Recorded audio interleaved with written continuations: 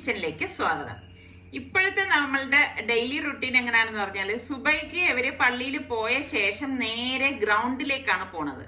അപ്പോൾ ഗ്രൗണ്ടിൽ ചെല്ലുമ്പോഴേക്കും തന്നെ ഒരുപാട് പേര് ഇതുപോലെ ആക്ടിവിറ്റീസിലൊക്കെ ഏർപ്പെടുന്ന ആൾക്കാരുണ്ട്. അപ്പൊ അവർക്ക് ഒപ്പം ഇവരുടെ ഒന്ന് എക്സസൈസ് ചെയ്യിക്കുക എന്നുള്ള ഉദ്ദേശത്തിലാണ് നിസാറയ്ക്ക് ഇവരെയും കൊണ്ട് പോണത്. അപ്പൊ സുൽത്താനും റിസ്വാനും ഒന്നും വലിയ പ്രശ്നമൊന്നുമില്ല. പക്ഷെ നമ്മുടെ സൽമാൻ ചെറിയൊരു മടിയനാണ് കേട്ടോ. അപ്പം അവനെ കൊണ്ട് ഇനിയിപ്പം നമുക്ക് പഴയ രീതിയിലാക്കി എടുക്കണമല്ലോ. അപ്പൊ ഞാൻ അവൻ എയർപോർട്ടിൽ വന്ന് കണ്ടപ്പോ തന്നെ ശരിക്കും പറഞ്ഞാൽ ഞാൻ ഞെട്ടിപ്പോയി, അവൻ ഇത്ര അധികം തടി വെച്ചോ എന്നുള്ളത്. അപ്പൊ എൻ്റെ അടുത്ത് ഒരുപാട് പേര് കമന്റ്സിലും ഒക്കെ പറഞ്ഞ് ഇത്ര തടി കുറപ്പിക്കണം. എനിക്കും അത് നന്നായിട്ട്, എനിക്കെന്നല്ല ഞങ്ങൾക്കും അത് നന്നായിട്ട് മനസ്സിലാവുന്നുണ്ട്. അപ്പൊ ഏത് രീതിയിലും അവന്റെ ഒന്ന് തടി ഒന്ന് കുറപ്പിക്കണം, അതാണ് ഇപ്പൊ ഞങ്ങളുടെ ലക്ഷ്യം. അപ്പൊ അവൻ ഇങ്ങനെ ഇത് നോമ്പ് ആയതുകൊണ്ട് പലരും പറയും അയ്യോ നോമ്പല്ലേ എന്ന്. ഇപ്പൊ ഞാൻ പറഞ്ഞു നോമ്പാണെന്നൊന്നും പറഞ്ഞിട്ട് കാര്യമില്ല, നമ്മളുടെ ശരീരം നോക്കണമല്ലോ. അങ്ങനെ അവനെ കൊണ്ട് എക്സസൈസ് ചെയ്യിപ്പിക്കാനാണ് മെയിൻ ആയിട്ട് ഇപ്പൊ ഇവരിവിടെ വരുന്നത്. ഇതുപോലെ തന്നെ വൈകുന്നേരവും ഒരു അരമണിക്കൂർ ഇതിനായിട്ട് സമയം കണ്ടെത്താറുണ്ട്. ഇപ്പൊ നോമ്പായതുകൊണ്ട് വലിയ ഹെവി ആയിട്ടുള്ള അതൊന്നും ചെയ്യിപ്പിക്കുന്നില്ല, ലൈറ്റ് ആയിട്ടുള്ള കാര്യങ്ങളൊക്കെയാണ് ചെയ്യിപ്പിക്കുന്നത്.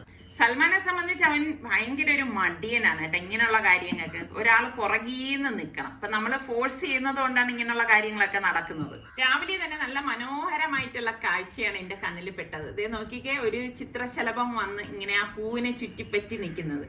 ഇത് കാണുമ്പോൾ തന്നെ ഭയങ്കര ഒരു സന്തോഷം തോന്നുന്നുണ്ട്. നല്ല രസമുണ്ട് അല്ലേ? ഒരു 10 മണിയൊക്കെ ആയപ്പോഴേക്ക് സി ന്യൂസ് മലയാളം ചാനലിന്റെ ടീം ഇന്റർവ്യൂവിനായിട്ട് വന്നിട്ടുണ്ടായിരുന്നു. അപ്പൊ അവര് നേരത്തെ പറഞ്ഞിട്ടുണ്ടായിരുന്നു വരും എന്നുള്ളത്. അപ്പൊ അത് കണക്കാക്കി ഞാനിങ്ങനെ റെഡിയായി നിന്ന്. ഞാൻ പിന്നെ ഇങ്ങനെ ഈ ചാനലുകാർ വന്നാൽ ഞാൻ നമ്മളുടെ ചാനലിൽ എങ്ങനെയാണോ വരുന്നത് ആ ഒരു രീതിയിൽ തന്നെ നിൽക്കാറുള്ളൂ കേട്ടോ. അങ്ങനെ ഓവറായിട്ടുള്ള ഒരു ഒരുക്കങ്ങളൊന്നും നടത്താറില്ല. പിന്നെ അല്പസ്വല്പം ചെറുതായിട്ടൊക്കെ ഒന്ന് ഒരുങ്ങും, അത്ര തന്നെയുള്ളൂ. അപ്പം അവര് ഇങ്ങനെ പറഞ്ഞു എന്തെങ്കിലും ഒന്ന് ഉണ്ടാക്കി കാണിക്കണം എന്ന് പറയുമ്പോൾ ഞാൻ ഈ വീട്ടിൽ എല്ലാ ഐറ്റംസ് എടുത്ത് വെച്ചിട്ടാണ് ഇപ്പൊ ഒരു സ്നാക്കും ഒരു ജ്യൂസും തയ്യാറാക്കിയിരിക്കുന്നത്. അപ്പം ആദ്യമൊക്കെ എനിക്ക് ഭയങ്കര ഒരു സഭാകമ്പമൊക്കെ ഉണ്ടായിരുന്നു കേട്ടോ. ഇങ്ങനെ ചാനലുകാർ വരുമ്പോഴൊക്കെ അയ്യോ എങ്ങനെയാണ് എന്നൊക്കെയുള്ള ഒരു ഭയവും അങ്ങനെയൊക്കെ ഉണ്ടാവുമല്ലോ. ഇപ്പൊ പിന്നെ അങ്ങനെയൊന്നുമില്ല. ഇപ്പൊ പിന്നെ യൂഷ്വൽ അങ്ങനെയുള്ള കാര്യങ്ങൾ അങ്ങ് നടന്നു പോകും. ചാനലുകാരൊക്കെ പോയ ശേഷം പിന്നെ ഞാൻ കിച്ചണിലേക്ക് പോകാനുള്ള ഒരു പുറപ്പാട്ടിലായിരുന്നു. അപ്പൊ എന്തായാലും നോക്കുമ്പോഴേക്കും നല്ല മഴ വന്നിട്ടുണ്ടായിരുന്നു ഇതിനിടയിൽ കേട്ടോ. മഴ, വെയില്, വീണ്ടും മഴ, ഇങ്ങനെയൊക്കെയാണ് ഇപ്പൊ നമ്മളുടെ ഈ തിരുവനന്തപുരത്തിന്റെ കാലാവസ്ഥ എടുക്കുകയാണെങ്കിൽ കേട്ടോ. സ്ഥിരമായിട്ട് ഒന്ന് നിലനിൽക്കുന്നില്ല എന്നുള്ളതാണ് വാസ്തവം. അപ്പൊ ഞാൻ കുറച്ച് ചക്ക വാങ്ങിച്ചു വെച്ചിട്ടുണ്ടായിരുന്നു. ഇതിപ്പോ ഫ്രിഡ്ജിൽ ഇരുന്നതാണ് കേട്ടോ, വളരെ കുറച്ചേ വാങ്ങിച്ചിട്ടുള്ളായിരുന്നു. അപ്പൊ ഈ പച്ച ചക്ക കണ്ടപ്പോഴേക്ക് എനിക്കെന്തോ അല്ലാതെ ഇങ്ങനെ ചക്ക കഴിക്കണം എന്നൊരു കൊതി തോന്നി. ചില സമയങ്ങൾക്ക് നമുക്ക് അങ്ങനെയാണല്ലോ, ചില കാര്യങ്ങൾ കഴിക്കണം എന്നൊക്കെ ഒരു കൊതിയൊക്കെ ഉണ്ടാവുമല്ലോ. നിങ്ങൾക്കൊക്കെ ചക്ക ഇഷ്ടമുള്ളവരുണ്ടോ? പച്ച ചക്ക ഇഷ്ടമുള്ളവരുണ്ടെങ്കിൽ ഒന്ന് പറയട്ടോ. അതുപോലെ നിങ്ങൾക്ക് ഈ പച്ചച്ചക്ക ഏത് രീതിയിൽ ഉണ്ടാക്കാനാണ് ഇഷ്ടം, അതും കൂടി ഒന്ന് പറയണേ. അപ്പൊ ഞാൻ ഈ ചക്കയെല്ലാം ഒന്ന് കഴുകിയെടുക്കാണ്. ഇവിടെ പിള്ളേരൊന്നും അങ്ങനെ ഇതൊന്നും കഴിക്കത്തില്ല കേട്ടോ. അപ്പൊ ഞാൻ എനിക്ക് വേണ്ടിയും സറിക്കാക്ക് വേണ്ടിയിട്ടാണ് എടുത്തത്. അപ്പൊ അതിലേക്ക് ഞാൻ പ്രഷർ കുക്കറിൽ ഇട്ടിട്ട് കുറച്ച് വെളുത്തുള്ളിയും പച്ചമുളകും മഞ്ഞപ്പൊടിയും കുറച്ച് ഉപ്പും കുറച്ച് വെള്ളം ഒഴിച്ചിട്ട് കുക്കറിൽ വെച്ചിട്ടാണ് ഇത് വേവിക്കാനായിട്ട് പോണത്. അപ്പൊ കുക്കറിലാവുമ്പോഴേക്ക് പെട്ടെന്ന് അത് വെന്ത് കിട്ടുകയും ചെയ്യും. പക്ഷെ നമ്മൾ നോർമൽ രീതിയിൽ വേവിച്ചെടുക്കുന്നതാണ് ടേസ്റ്റ് കൂടുതൽ കേട്ടോ. അപ്പൊ ഞാൻ കുറച്ച് ചോറിന് വേണ്ടിയിട്ട് അരി അടുപ്പത്തേക്ക് വെച്ചിട്ടുണ്ടായിരുന്നു. അപ്പൊ ചോറ് റെഡിയായപ്പോൾ അത് ഊറ്റിയെടുക്കുകയാണ്. അപ്പൊ ഇതിപ്പം ഞാൻ തണുത്ത ശേഷം കണ്ടെയ്നറിലേക്ക് മാറ്റിയിട്ട് ഫ്രിഡ്ജിലേക്ക് വെക്കുകയാണ് ചെയ്യണത് കേട്ടോ. അപ്പൊ നല്ല ഫ്രഷ് ആയിട്ട് എനിക്കിതാ നെത്തോലി മീൻ കിട്ടിയിട്ടുണ്ടായിരുന്നു. അപ്പം ഇപ്പൊ ഞാൻ കുറേ നാളായി കേട്ടോ നെത്തോലി മീൻ വാങ്ങിയിട്ട്. നിങ്ങൾക്ക് എന്റെ വ്ളോഗിലൊക്കെ കാണുമ്പോൾ മനസ്സിലാവും, കുറേ ആയിട്ടുണ്ട്. ഒരു സമയത്ത് ഇത് തന്നെ വാങ്ങലായിരുന്നു. അപ്പൊ നല്ല ഫ്രഷ് ആയിട്ട് കിട്ടുമ്പോഴേക്ക് എന്നാ പിന്നെ എടുക്കാന്ന് കരുതിയിട്ട് വാങ്ങിയതാണ്. അപ്പൊ ഇത് ഈ നെത്തോലി മീൻ നുള്ളി എടുക്കുക എന്ന് പറഞ്ഞാൽ അതൊരു 1.5 പണി തന്നെയാണ് അല്ലേ. അത് നമുക്ക് ഇച്ചിരി മെനക്കെട്ട പണിയാണ്. പിന്നെ ഇവിടെ സുൽത്താൻ ഇഷ്ടമുള്ളതായതുകൊണ്ട് എങ്കിൽ പിന്നെ ഇച്ചിരി മെനക്കെട്ടാലും പിള്ളേർക്ക് ഇഷ്ടമുള്ളതല്ലേ എന്ന് എഴുതിയിട്ട് ക്ലീൻ ചെയ്തതാണ്. അപ്പോൾ അതാ എൻ്റെ ഇഷ്ട മീനാണ് കേട്ടാ, പാര. ഞാൻ എപ്പോഴും പറയത്തില്ല, എനിക്ക് പാര എന്ന് പറഞ്ഞു കഴിഞ്ഞാൽ എനിക്ക് ഭയങ്കര പ്രിയമാണ്. അപ്പം അത് ഞാനിങ്ങനെ തോലുരിച്ചിട്ടൊക്കെയാണ് അത് വെട്ടിയെടുക്കണത് കേട്ടോ. ഞാനിങ്ങനെ ഈ വെട്ടാൻ പഠിക്കണത് എങ്ങനെയാന്ന് വെച്ചാല് നമ്മൾ ഈ മീൻകടയിൽ ചെന്ന് നിൽക്കുമ്പോഴേക്ക് അവര് എങ്ങനെയാണ് ഇത് ക്ലീൻ ചെയ്യുന്ന ടെക്നിക്കൊക്കെ ഞാൻ നോക്കി നിൽക്കും കേട്ടാ. മുമ്പും നോക്കി നിൽക്കുമായിരുന്നു. എന്നിട്ട് വീട്ടിൽ വന്നിട്ട് ഞാൻ അതുപോലെ ട്രൈ ചെയ്ത് നോക്കാം. അപ്പൊ എനിക്ക് കറക്റ്റായി. അപ്പൊ അങ്ങനെയൊക്കെയാണ് ഞാൻ ഈ പല മീനുകളും വെട്ടാനായിട്ട് പഠിച്ചത്. ഇന്നത്തെ ആൾക്കാർക്കൊന്നും അതിന്റെ ബുദ്ധിമുട്ടൊന്നും ഇല്ലല്ലോ, കാരണം യൂട്യൂബൊക്കെ ഉള്ളത് കൊണ്ട് ഒരുപാട് പേര് ഇതുപോലത്തെ വീഡിയോസ് ഒക്കെ പോസ്റ്റ് ചെയ്യുന്നുണ്ട്.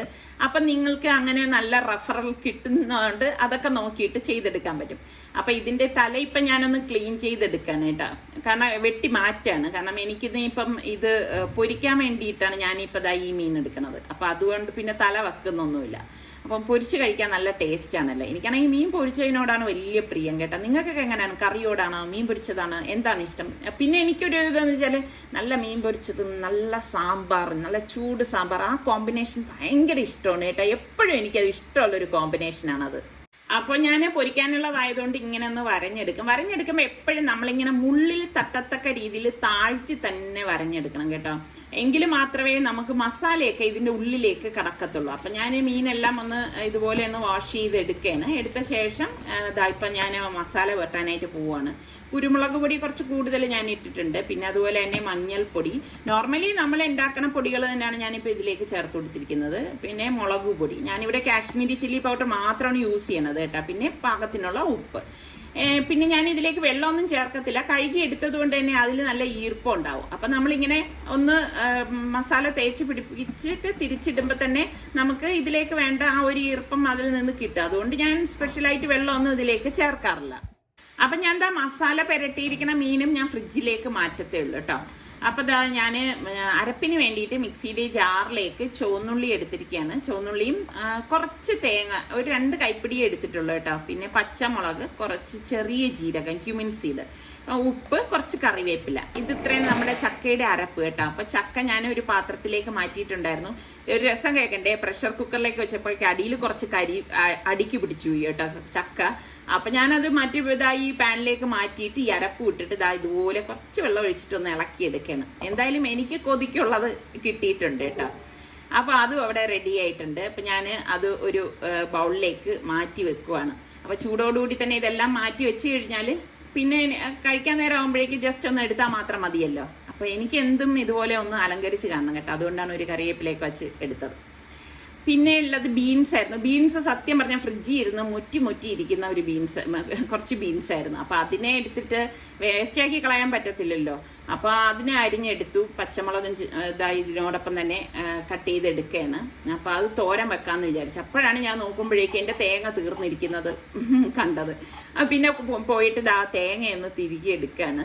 അപ്പൊ എല്ലാം ഈ നേരത്തെ ഞാനിത് നോക്കിയിരുന്നെങ്കിൽ തിരികെ ഒരുമിച്ച് വെച്ചേനായിരുന്നു. ഇപ്പൊ ഞാൻ ഇതിനേക്ക് ആവശ്യമുള്ള മാത്രമേ തിരികെ എടുത്തിട്ടുള്ളൂ. അപ്പൊ പാനിലേക്ക് വെളിച്ചെണ്ണ ഒഴിച്ചിട്ട് കടുക്, ചെറിയ ജീരകം, പിന്നെ കുറച്ച് കറിവേപ്പിലയും ഇട്ട ശേഷം നമ്മളുടെ ഈ തോരന് വേണ്ടിയിട്ടുള്ള ബീൻസും പച്ചമുളകും കൂടി ഇതിലേക്ക് ഇട്ട് കൊടുക്കുകയാണ്. എന്നിട്ട് പാകത്തിനുള്ള ഉപ്പും കൂടി ഇട്ടിട്ട് ഒന്ന് ഇതുപോലെ ഒന്ന് ഇളക്കി കൊടുക്കും. അപ്പൊ എപ്പോഴും നമ്മൾ ഇത് വെള്ളം ഒഴിച്ച് വേവിക്കാനേ പാടില്ല കേട്ടോ. എന്നിട്ട് മൂടി വെച്ചിട്ട് ഫ്ലെയിം ഒന്ന് കുറച്ചു കൊടുക്കും. റബ്ബേ, മഴ ആയതുകൊണ്ട് കറണ്ടും പോയി. എനിക്ക് തോരന് വേണ്ടിയിട്ട് ഇതൊക്കെ ഒന്ന് ചതച്ചരച്ചെടുക്കണമായിരുന്നു. അപ്പൊ ഞാൻ കൊച്ചുള്ളിയും വെളുത്തുള്ളി എലിയും നമ്മുടെ ചെറിയ ജീരകം ഉണ്ടല്ലോ, അത് അമ്മിക്കല്ലിലേക്ക് പെട്ടെന്ന് കൊണ്ടുവന്നിട്ട് അതിനെ ഒന്ന് ചതച്ച് എടുക്കുകയാണ്. ചതച്ച് ഇതുപോലെ വെച്ച ശേഷം പിന്നെ ഞാൻ ഈ കുറച്ച് തേങ്ങ, ഒരു 2 കൈപ്പിടി എന്ന് പറഞ്ഞാൽ ഫുൾ എടുക്കില്ല കേട്ടാ.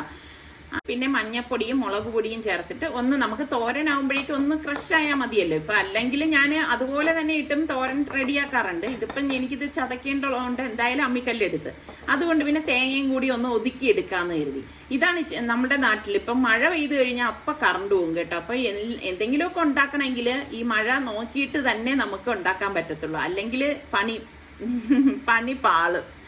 അപ്പൊ നമ്മുടെ തോരന് വേണ്ടിയിട്ട് ഞാൻ അവിടെ അരച്ചെടുത്തിട്ടുണ്ട്. അപ്പൊ ഇതാണ് നമ്മളുടെ അരപ്പ്. അപ്പൊ ഞാൻ വന്നപ്പോഴേക്കും തോരൻ ഇവിടെ റെഡിയായി വന്നിട്ടുണ്ട്. അപ്പം കുറച്ച് വേഗം കൂടിയോന്നൊരു ഡൗട്ടുണ്ട് ഞാൻ അരച്ചിട്ട് വന്നപ്പം. അപ്പം പിന്നെ അരപ്പ് ഇട്ടിട്ട് ഒന്ന് മിക്സ് ചെയ്തെടുക്കും.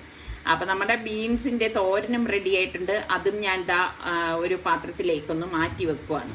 അപ്പൊ ഇന്ന് ഞാൻ നെത്തോലി മീൻ കറി വെക്കാന്ന് കരുതി. അപ്പൊ തേങ്ങയും ഒരു 4 കൊച്ചുള്ളിയും പിന്നെ മഞ്ഞപ്പൊടിയും ആവശ്യത്തിനുള്ള മുളക് പൊടിയും ഉപ്പും കൂടി ഇട്ടിട്ട് ഇതൊന്ന് കറക്കിയെടുക്കും. ഞാൻ എപ്പോഴും മീൻ കറിക്ക് ഇങ്ങനെ തന്നെയാണ് അരയ്ക്കുന്നത് കേട്ടാ. ഇതുപോലെ കറക്കിയെടുത്ത ശേഷം മാത്രമേ ഒരുപാട് വെള്ളം ഒഴിക്കില്ല, കുറച്ച് വെള്ളം ഒഴിച്ചിട്ട് വീണ്ടും ഇതൊന്ന് അരച്ചെടുക്കത്തുള്ളൂ. ഞാൻ എപ്പോഴും പറയില്ല, അമ്മിക്കല്ലിലൊക്കെ എങ്ങനെ അരച്ചെടുക്കും ആ ഒരു പരുവാണ് എനിക്ക് മീൻ കറിക്ക് ഇഷ്ടം. പുഡിങ് മാതിരി മഷി പോലെ അരച്ചെടുക്കത്തില്ല കേട്ടാ ഞാൻ മീൻ കറിക്ക്. അപ്പൊ ഈ അരച്ച അരപ്പ് ദാ മൺചട്ടിയിലേക്ക് ദാ ഇതുപോലെ ഒഴിച്ചു കൊടുക്കുകയാണ്. ഒഴിച്ചു കൊടുത്തിട്ട് അതിലേക്ക് പാകത്തിനുള്ള വെള്ളം കൂടി ഇതുപോലെ ഒഴിച്ചിട്ട് ഒന്ന് ഇളക്കി കൊടുക്കും. അപ്പൊ ഇപ്പം ഞാൻ ആദ്യം വിചാരിച്ച് മീന് പൊരിക്കാനൊക്കെ എടുക്കാം എന്നാണ് വിചാരിച്ചത്. പിന്നെ വിചാരിച്ച് വേണ്ട, ഇന്നിപ്പോ കറിയാക്കാം. കറി എടുത്തില്ലല്ലോ. പിന്നെ പുളിവെള്ളം ആവശ്യത്തിനുള്ളത് ഒഴിച്ചു കൊടുത്തിട്ടുണ്ട്. എന്നിട്ട് ഇതുപോലെ ഒന്ന് ഇളക്കി കൊടുത്തിട്ട് പാകത്തിനുള്ള ഉപ്പും കൂടി ഇട്ട് കൊടുക്കും.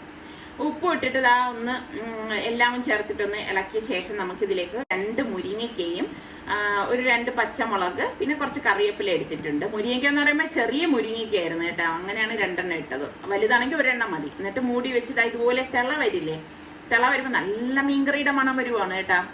നോമ്പ് മുറിഞ്ഞു പോകും. അപ്പം നമ്മള് കഴുകി വെച്ചിരിക്കുന്ന നെത്തോലി മീൻ ഞാൻ ഫുള്ളൊന്നും എടുത്തില്ലേ, കുറച്ചാണ് ഇതിലേക്ക് ഇട്ട് കൊടുത്തത്. ബാക്കി കുറച്ച് അടച്ച് ഞാൻ ഫ്രിഡ്ജിലേക്ക് മാറ്റി വെച്ച്. കാരണം പിന്നെ എടുക്കാന്ന് വിചാരിച്ചിട്ട് മാറ്റി വെച്ചാണ്. മൂടുണ്ടെങ്കിൽ പൊരിക്കാന്ന് കരുതി. എന്നിട്ട് അടച്ചു വെച്ചിട്ട് റെഡിയാക്കി എടുക്കുകയാണ്. അപ്പൊ ഞാൻ മറ്റൊരു പാനിലേക്ക് വെളിച്ചെണ്ണ ഒഴിച്ചിട്ട് കുറച്ച് കറിവേപ്പിലയും പിന്നെ നമ്മളുടെ പാരമീൻ ഇഷ്ടമുള്ള എത്ര പേരുണ്ട്? എനിക്ക് പാര എന്ന് പറഞ്ഞാൽ പ്രാന്താണ് കേട്ടാ. അപ്പൊ അതും കൂടി വെച്ചിട്ടൊന്ന് പൊരിച്ചെടുക്കുകയാണ്. അപ്പൊ അതിനിടയ്ക്ക് നമ്മുടെ മീൻകറി റെഡി ആയിട്ടുണ്ട്.